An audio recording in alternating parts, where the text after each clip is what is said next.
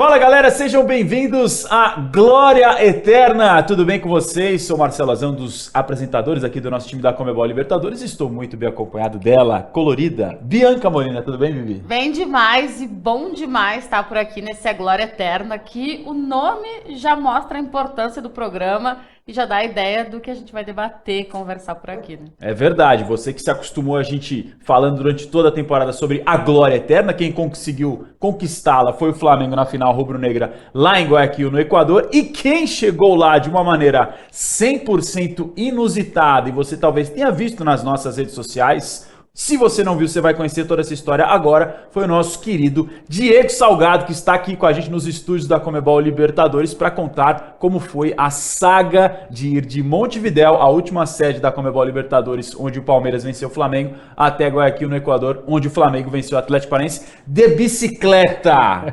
Diego, que loucura é essa? Seja bem-vindo. Obrigado pelo espaço. Inesquecível, né? Eu posso dizer que eu conquistei um título também, e a Glória Eterna está para sempre na minha vida. O Diego, que é o devoto da Glória Eterna, vocês devem ter visto ele assim nas nossas redes sociais. Se você procurar, você vai ver que a bicicleta dele era toda envelopada, tinha roupa trajada. Era quase entrar para um jogo mesmo, né? Você estava todo uniformizado, Diego. Exatamente, levei a bola, né? Eu saí de Montevidéu com a bola da final da Conmebol Libertadores, fui até... E ela me acompanhou, foi uma companheira. Assim como a bicicleta, eu fui completamente sozinho, né? Então, eu acho que a bicicleta e a bola me acompanharam, assim, se tornaram companheiras durante toda essa trajetória. Já pensou em fazer isso? Não, nem passou pela minha cabeça, mas eu gostei do fit, do match que deu, porque bem nessa temporada a gente teve o lançamento da campanha do Devoto da Glória Eterna, que é aquele torcedor que faz tudo pelo seu time para estar nos grandes momentos. A gente sabe de histórias de gente que vendeu carro, pediu empréstimo, pediu demissão e tudo mais. E aí, depois desse lançamento da campanha, surge a ideia, o convite que o Diego acabou recebendo e que já tinha tudo a ver com ele, né? Porque não é que ele saiu, pegou a bicicleta pela primeira vez. Não, Vou fazer a primeira vez. Não, já era um profissional. Profissional, mas o que eu acho legal é que o Diego conseguiu estar dentro da campanha da competição, né? Dessa coisa de exaltar os torcedores que gostam de viver a Conmebol Libertadores, unir o amor pela bike, pelas grandes viagens e o amor pelo futebol e pelo jornalismo. Exatamente. Quando eu recebi o convite da Conmebol, eu nem pensei duas vezes, porque é justamente isso. Uniu tanta coisa que eu gosto, o próprio futebol, a própria competição, Conmebol Libertadores, que é a maior competição do continente, uma das maiores do mundo.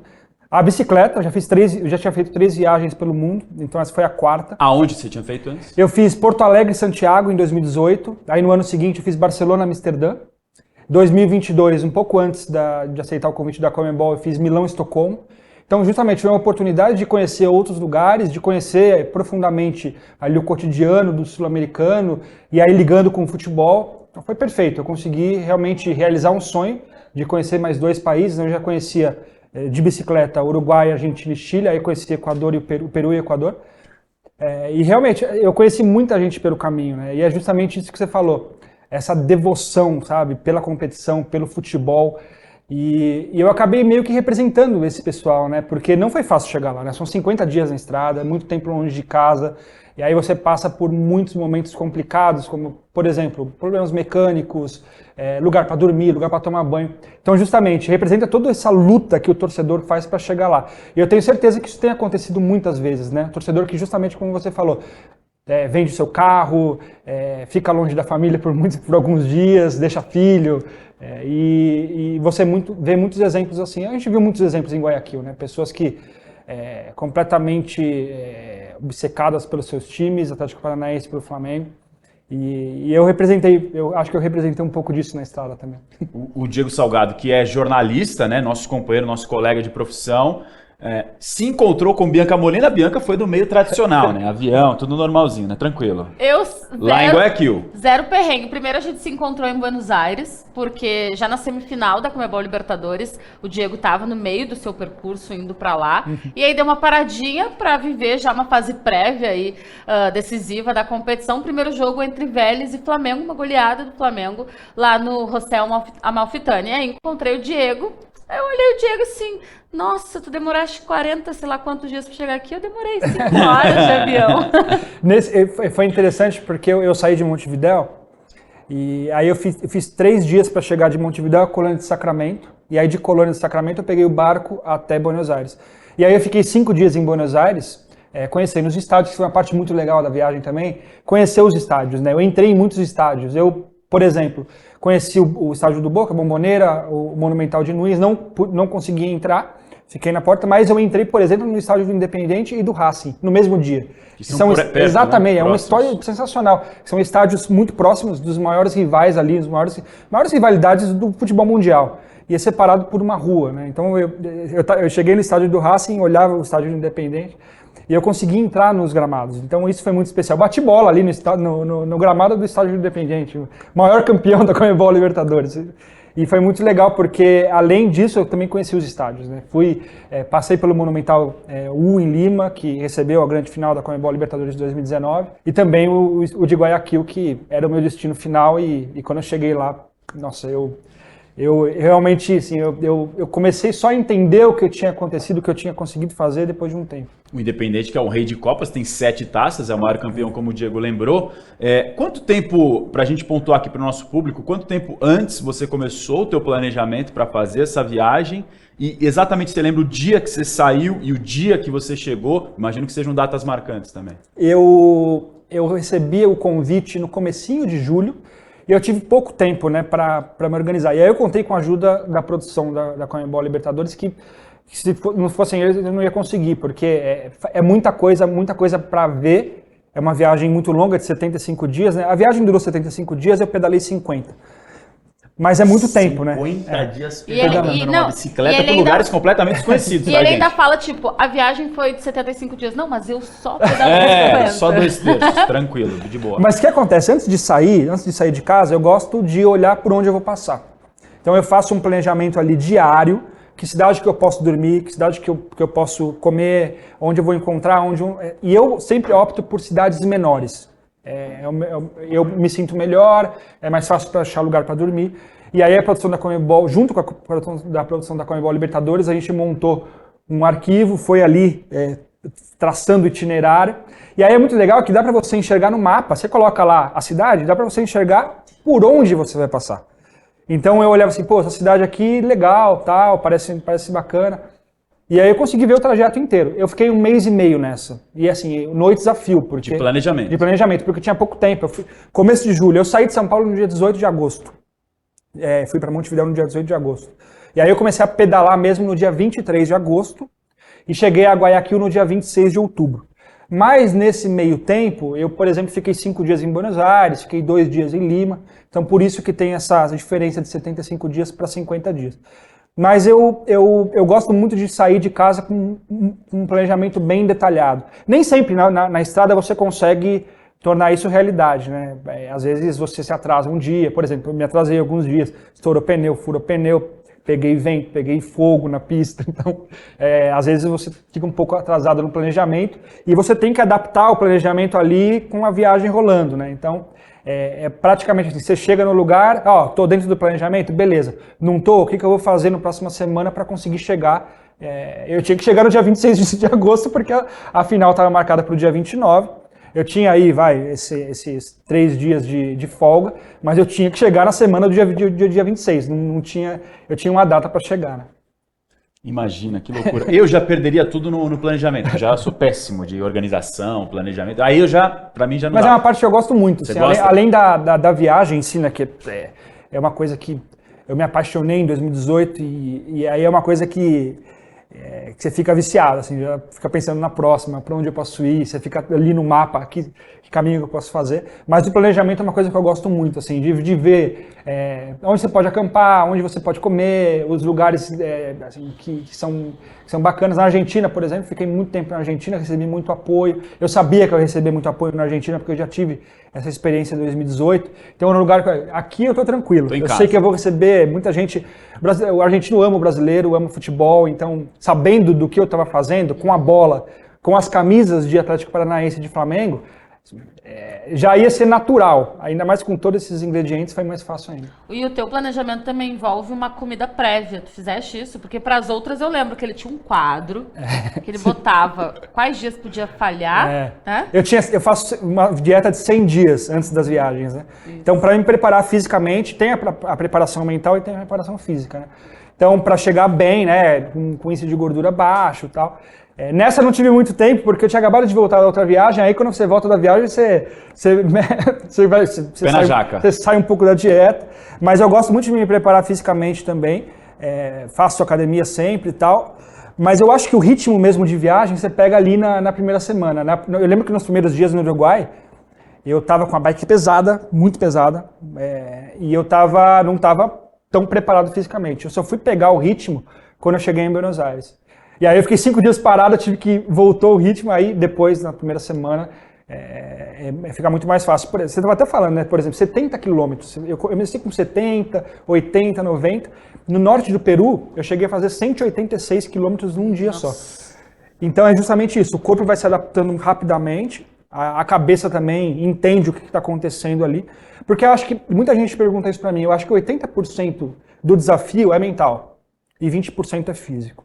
Porque eu acho que se a tua cabeça estiver bem preparada, e eu faço essa preparação diariamente, consegue chegar tranquilo, até mesmo em distâncias tão longas assim. Ou seja, o esquema e o espírito de uma viagem tão longa como essa é um pouco Copa do Mundo, aquele time que vai crescendo durante a competição, pega confiança, e chega no final, às vezes o Brasil já conseguiu assim o título, quem sabe vem o Hexa, né? A gente tá pensando... No Uruguai, por exemplo, no primeiro e no segundo dia, eu falei assim, meu Deus do céu, vou ter que... São mais 47, 48 dias assim, e o que acontece é que sua cabeça não pode ficar pensando, faltam 48, você tem que viver o dia.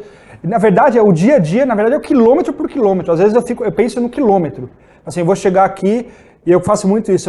Um ponto de referência, tem aquela placa ali. Então eu vou pedalar até ali, depois eu vou pensar no próximo passo. Metas curtas. É isso, porque senão sua cabeça não aguenta, né? Tem um Instagram que se chama Perrengue Chique. Que é o de perrengues que as pessoas enfrentam em viagens e tal. Porque, vou lá pra Maldivas, e aí deu perrengue no voo, aí perrengue chique. Qual é o perrengue treta que você enfrentou? Que se você pudesse elencar pra gente nessa viagem, sei lá, top 3 perrengues tretas dessa trip. Cara, teve muita coisa complicada, assim. Tirando essa parte do peso da bicicleta aqui, eu consegui resolver, porque depois eu tirei até a Bianca me ajudou, porque ela que trouxe a mala de volta para São Paulo. Eu encontrei ela em Buenos Aires e minha mala estava muito cheia. Né? Eu estava com muita coisa desnecessária. Por mais que eu tenha experiência de estrada, sempre acaba levando um pouco mais de coisa que não precisa. Então eu joguei as coisas tudo na cama quando eu cheguei em Buenos Aires, falei, isso aqui não preciso, isso eu não preciso. Coloquei numa mala. E eu livrei ali uns 8 quilos de bagagem, isso já me ajudou bastante. Então a parte do peso eu resolvi ali. Mas durante a viagem aconteceram muitas coisas assim que complicam a situação ali, e aí você acaba saindo do cronograma. Por exemplo, estourou um pneu pertinho da cidade de Córdoba, na Argentina, um pouco antes da cidade de Córdoba, e eu não tinha pneu reserva, estourou o pneu. E aí você tem que se adaptar ali, mas eu acho que essa foi a pior parte. Eu consegui pegar uma carona nesse dia, de 50 quilômetros, fui até uma cidade, a cidade chamada Belleville, que inclusive é a cidade onde nasceu o Mário Kempis.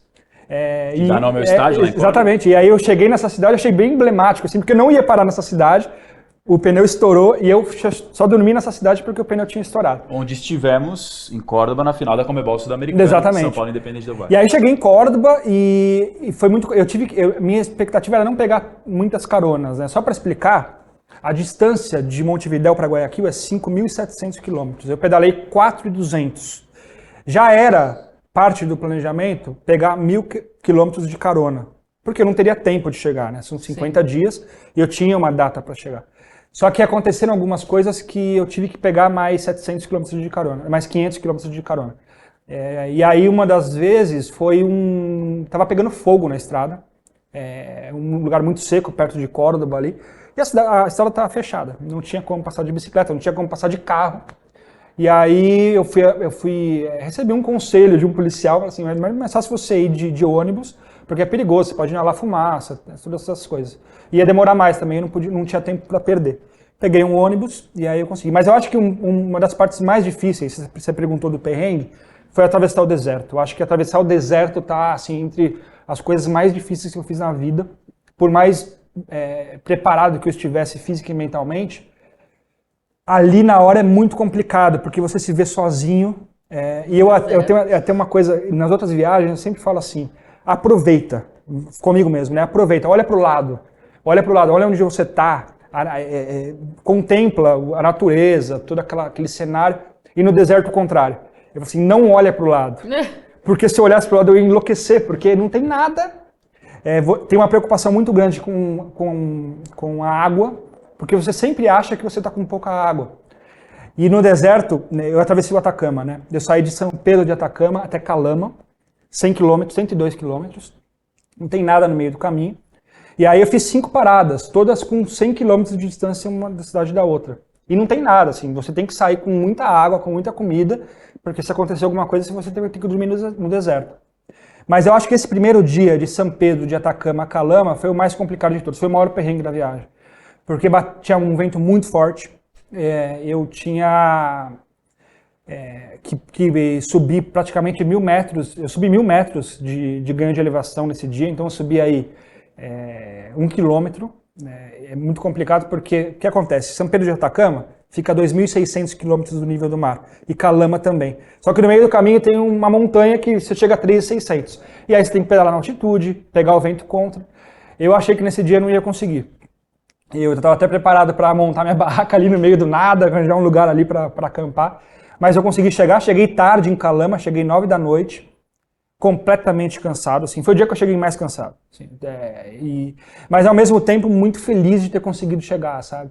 E aí eu falei, pô, se eu conseguir passar por esse dia, eu passo por todos. E aí acontece isso mesmo, né? Algum dia complicado ali que você tem uma dificuldade, eu lembrava desse dia como referência, assim, para conseguir passar. Tanto que no dia que eu percorri 186 quilômetros, eu pensei muito nesse dia. E foi um dia tranquilo, né? Eu até estava falando para vocês fora do ar que o vento me ajudou muito, né? O vento muitas vezes age contra, na maioria das vezes ele age contra, mas no norte do Peru eu tive muita sorte. Então, eu só consegui percorrer 186 quilômetros porque eu consegui uma velocidade muito maior do que o normal. Pedalei 8 horas seguidas nesse dia, a mais ou menos 20 km por hora, 23 km por hora. Com a ajuda do vento. Então o vento tem que dar a minha retribuição pro vento aí, falar, o vento me ajudou, o vento sul me ajudou. Como é que você se localiza no deserto? Tipo, para onde você tem que ir? Porque imagino que tem sinal de alguma coisa. Como é que você sabe que você tem que ir naquela direção? Essa era uma das preocupações da produção da Conmebol, porque é perigoso, né? Precisava ter sinal de celular ali para avisar se está tudo bem ou não. Nossa. E a minha família, né? A maior preocupação que eu tinha era com a minha mãe, porque eu ficava preocupado com a preocupação dela, deixar ela tranquila. Então acho que a primeira coisa que eu fazia quando eu chegava no destino era avisar minha mãe, mas justamente no deserto não tem sinal, não tem nada. Eu fazia o download do mapa antes, né?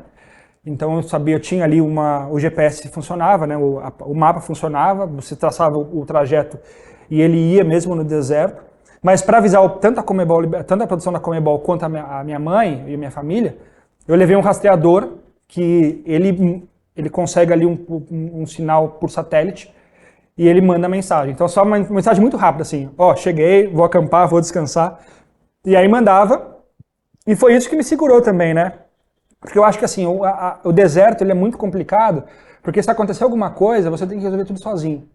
E essa era uma das minhas maiores preocupações, né? Nem a parte física aguenta, você aguenta, assim, você para um pouco de pedalar, vai. Mas se acontecer alguma coisa, uma quebra na bike, passa pouco carro, dá para pedir carona, é verdade, como eu fiz perto de Córdoba, mas é um peso muito grande, Você tem que agir, você tem que lidar com essa situação o tempo todo. Complicado. Como a história do deserto é algo que fascina e chama muita atenção, a gente acabou avançando um pouco à frente na viagem, mas se a gente estava falando de Buenos Aires, da Argentina, teve um churrasco que você participou, que história foi essa? Essa é uma das melhores histórias da viagem, porque é muito complicado você arranjar um lugar para comer, assim, às vezes, né? Eu passava por cidades muito pequenas e aí no máximo que tinha era uma vendinha ali que vendia um pão com presunto, água, não tinha muita coisa. E nesse dia eu estava fadado a comer isso, eu estava fadado a comer pão com presunto e com bolacha, porque não, era uma vendinha que tinha, e era aquelas vendas que eles chamam de quiosco lá na Argentina, né? Sim, tem 24 horas, tem tudo, né? E aí, nesse caso, era uma cidade tão pequena, que era uma porta, era uma casa, e ele vendia na janela.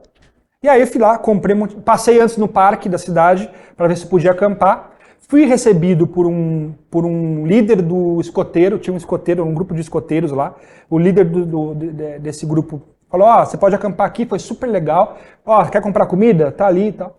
E quando eu voltei pro parque, ele olhou assim, acho que ele ficou com pena, falei, cara, ele vai comer tudo, só isso, pedalando pra caramba. Ele olhou, e ele tava com a esposa junto já. Aí eles falaram assim, ó, a gente vai trazer uma janta pra você.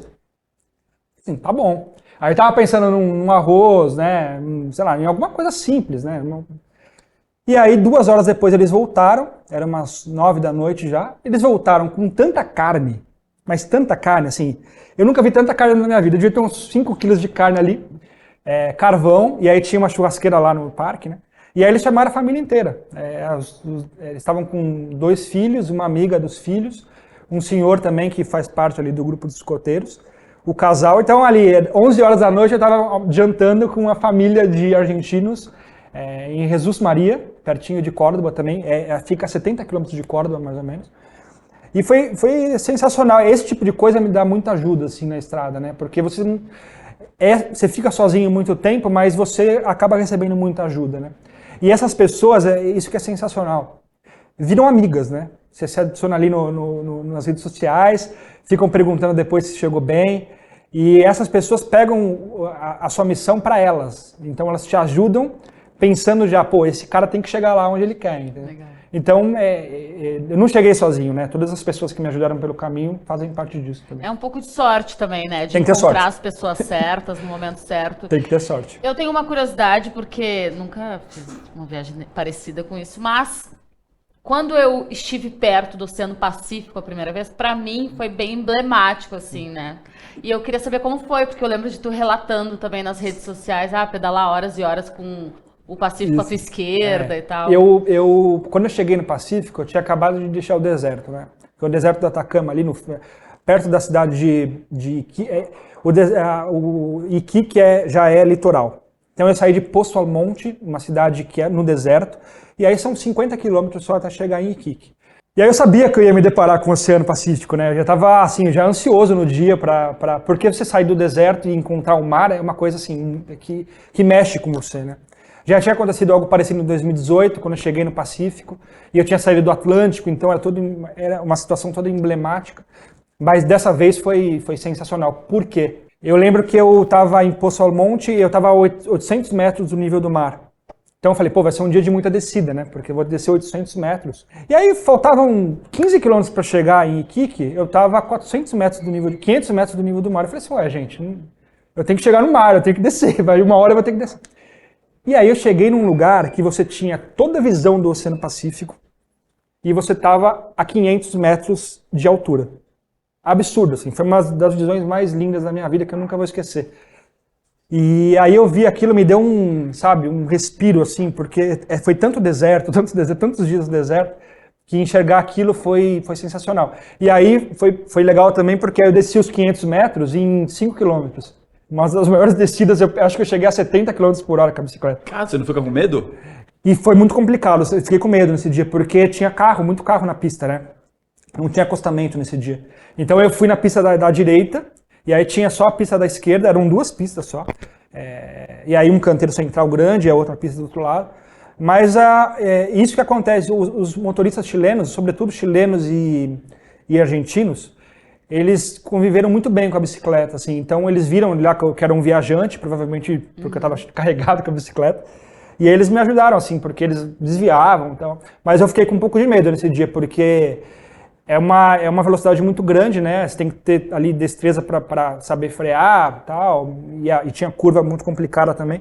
Mas eu estava muito feliz esse dia, de ter reencontrado o oceano, de ter visto o Pacífico de novo. E aí virou meu companheiro, isso que você falou, virou meu companheiro, assim, até ali de Iquique, até praticamente o Equador, até a fronteira do Equador, né? Então eu fiquei meu companheiro, o Pacífico foi meu companheiro aí por uns 20 dias. E teve aquela molhadinha de pés, mergulho? Teve. Você sabe que em 2018 eu voltei para casa, aí eu voltei para São Paulo e tal. Passou a viagem e falei, gente, eu não molhei o pé no Pacífico. Eu fui até o Pacífico, eu saí do Atlântico lá em Rio Grande, fui até o Pacífico e aí não molhei o pé. Eu falei, putz, isso ficou... E aí eu fiz questão em Iquique mesmo, de pegar um dia lá e inclusive foi nessa cidade que eu assisti a final da Conmebol Sul-Americana. Foi no dia 1º de outubro.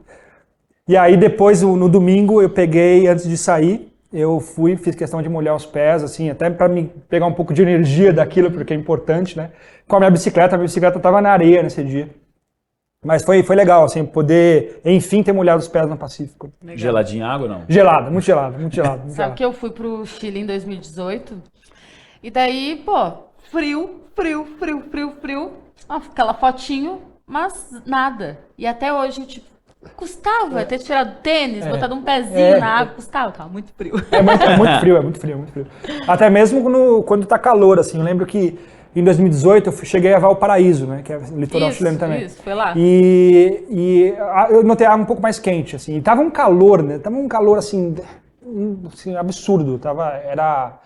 Era agosto, não, era setembro, era outubro já. E tava já calor, já tava chegando perto do verão, né? No hemisfério do sul. Já tava aquele calorzinho, mas eu peguei, por exemplo, eu peguei neve também na cordilheira.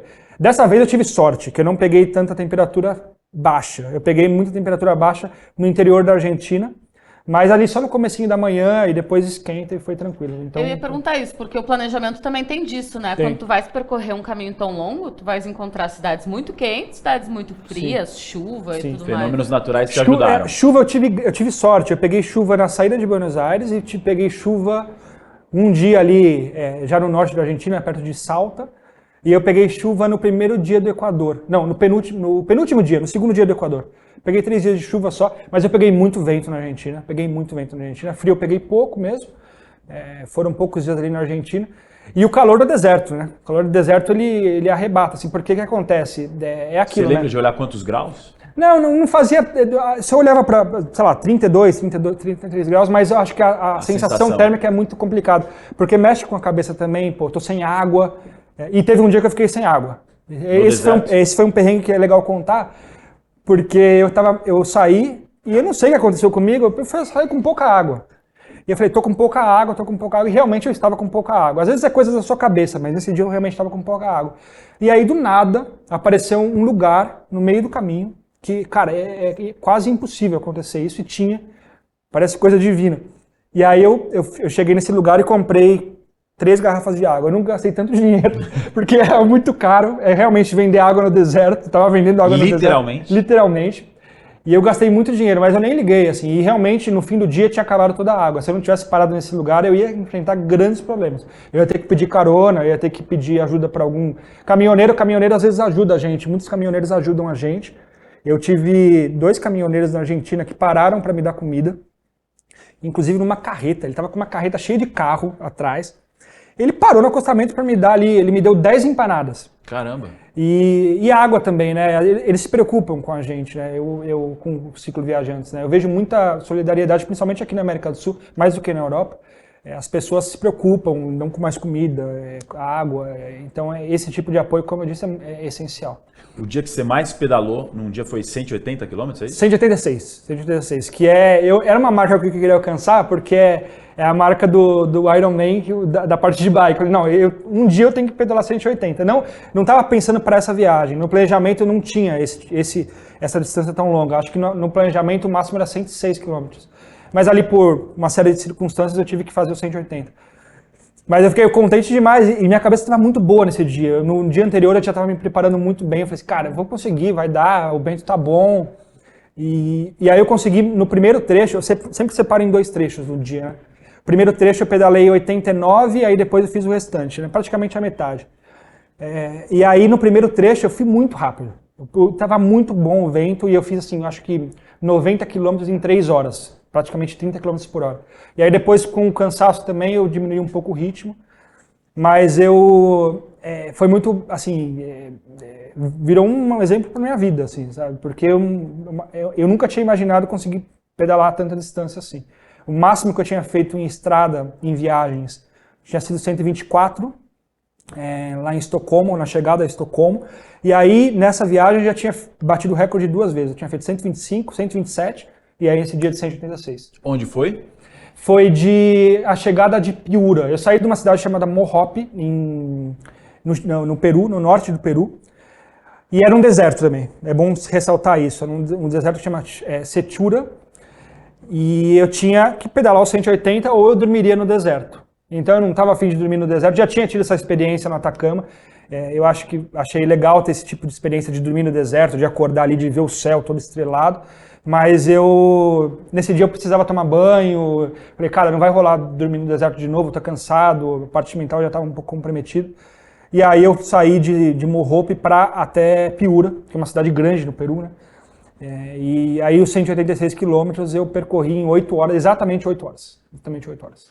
Se você tivesse que... São muitas recordações, né? Sim. Uma viagem desse tamanho, por tantos lugares, mas tem algo assim que você... Dessa viagem que vai ficar para sempre no teu coração, na tua memória? A chegada a Guayaquil. Eu acho que eu por muito tempo, depois que eu recebi o convite da Conmebol, eu dormia e acordava pensando em Guayaquil. A chegada a Guayaquil.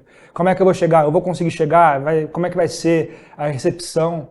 E aí foi muito legal porque eu dei um pouco de sorte também, né? Porque eu tinha dado uma entrevista para um site equatoriano na terça-noite, um dia antes de chegar. E aí dormi, peguei minha bike e pedalei até Guayaquil, 70 quilômetros, rapidinho. O repórter, antes de terminar a entrevista, ele falou assim, que horas você vai chegar? Eu falei, vou chegar às 2 horas. E a única lugar para chegar em Guayaquil é aquela ponte, tem 2 pontes, e aí é aquela ponte que sai na frente do aeroporto. Eu cheguei 2 horas da tarde lá, normal, cheguei 2h30, tá? Cheguei um pouco atrasado. Aí eu parei, né? Falei, pô, eu tava acho que a 2 quilômetros da chegada, parei, arrumei a bike ali como eu tinha que arrumar. E aí quando eu tava arrumando as coisas, eu só escutei, Diego, era a produção do site. E ele falou assim, não, bem-vindo, né, vou te acompanhar. Eles me escoltaram até eu encontrar a produção da Conmebol. E foi muito legal. Esse tipo de recepção foi sensacional.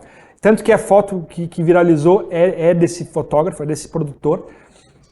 E ali essa foto representa muita coisa, porque eu tô ali feliz e aliviado de ter chegado.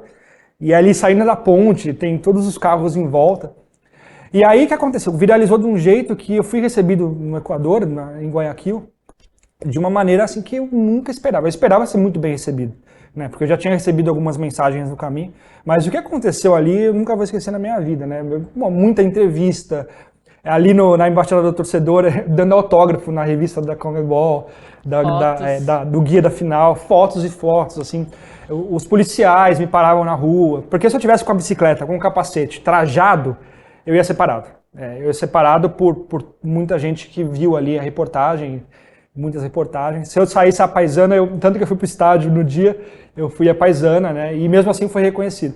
Mas, cara, você imagina, é inacreditável, assim, ter vivido tudo isso, essa chegada apoteótica, né? Porque foi apoteótica, né?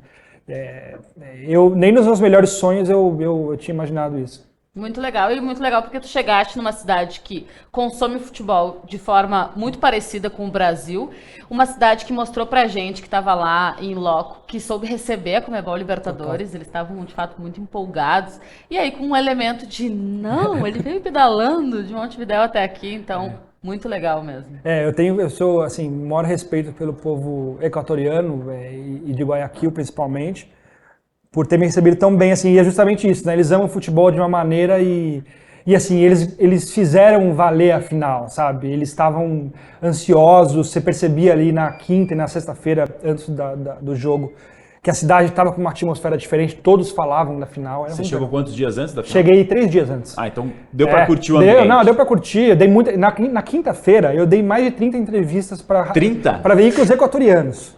Sim, era um atrás do outro, assim, porque eles estavam na embaixada, né? A gente marcava ali, com todo o apoio da produção da Conmebol também.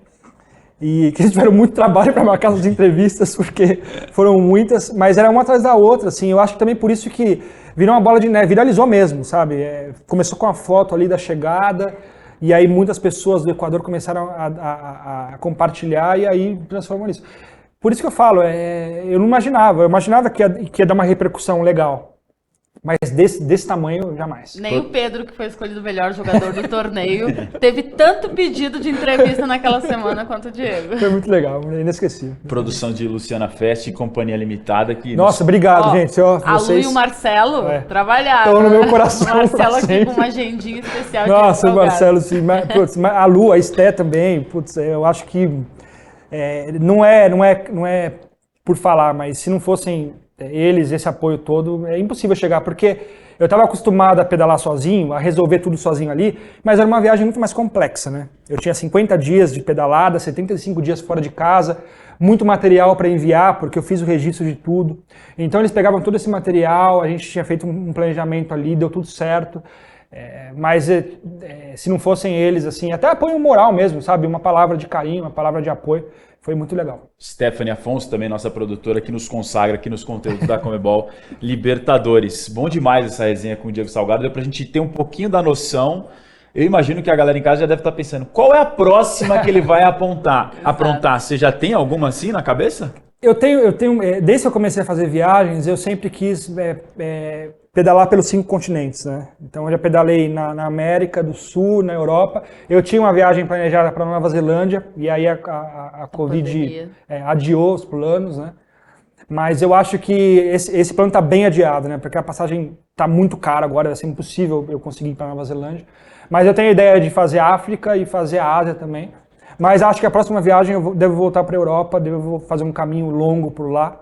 Eu estava pensando em fazer Lisboa, Dublin, e aí passando por 8 capitais. E aí também, conhecendo o futebol também, porque eu acho que eu devo fazer essa viagem, provavelmente, no meio da temporada, assim. Então vai ser muito legal, porque eu vou passar por muitos estádios grandes. No meio do ano que vem, final da Champions na Turquia. Istambul. Me falaram isso. Por que você não sai da última sede e vai para Istambul?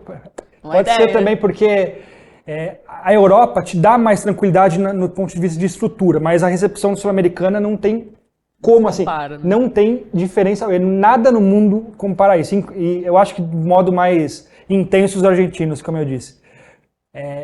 Eu pedalei muito tranquilo na Argentina, porque eu sabia que eu ia receber ajuda a qualquer momento, porque eles se apresentavam, sabe? Você vê a bola, você vê ali eu tava com a bandeira da Conmebol Libertadores, tava com a bandeira do Brasil, tava com as camisas dos times, quando eu tava tirando foto ali muitas vezes da camisa do time, porque eu sempre tirava foto com a camisa do Flamengo, do Atlético Paranaense, em algum lugar emblemático.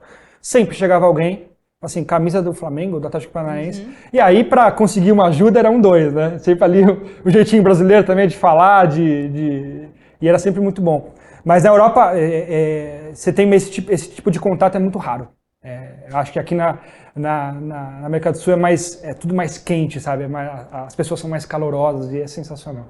Por isso que a gente é agraciado de estar no nosso continente sul-americano e viver a Conmebol Libertadores masculina, feminina. Aliás, ano que vem, ano de Copa do Mundo feminina também teremos. Austrália. Copa do Mundo. Aí, ó. Mais uma. Oceania, posso ir só jogando aqui no ar. Ó, acho que o que fica de toda essa resenha aqui que a gente teve excelente para conhecer um pouco mais da história do devoto da Glória Eterna, Diego Salgado, nesse nosso programa especial com Bianca Molina, é o seguinte: sempre que você estiver pensando na sua vida que você está com uma dificuldade, nossa, tá difícil fazer isso aqui, imagine pedalar 4.000 quilômetros? 4.198. 4.198 quilômetros. Exatamente. Então você pensa, nossa, tá difícil fazer isso, como é que eu vou fazer? Pensa, o Diego Salgado pedalou 4.198 quilômetros. Eu vou conseguir fazer esse negócio. Certo, Bianca Molina? Muito bom. Não, e ele falando do dia que foi o mais longo, o trecho mais longo de 186 quilômetros, eu fico cansada de estar de ônibus em 186 quilômetros. Imagina de bike. Mas você sabe que muita gente fala assim, você vai voltar de bike? Os equatorianos perguntavam, né? Eu falei assim, não, vou voltar de avião. E aí eu demorei 10 horas para voltar de avião, achei que foi muito. Mas, pô, demorei 75 dias na estrada, 50 dias, e eu tava reclamando ali 10 horas. Aí eu justamente pensava assim, gente, eu pedalei por 50 dias seguidos, e aí você traz isso pra cidade, né? E muitas vezes, assim, você tá com preguiça de ir treinar, de ir pra academia. Gente, eu pedalei 186 km num dia, pedalei 50 dias seguidos. Então, aí você acostuma. E tem uma coisa que, se não me falha a memória, me corrija se eu estiver errada, mas tu foste de ônibus pra Lima. Foi Lima que tu foste de ônibus? Sim.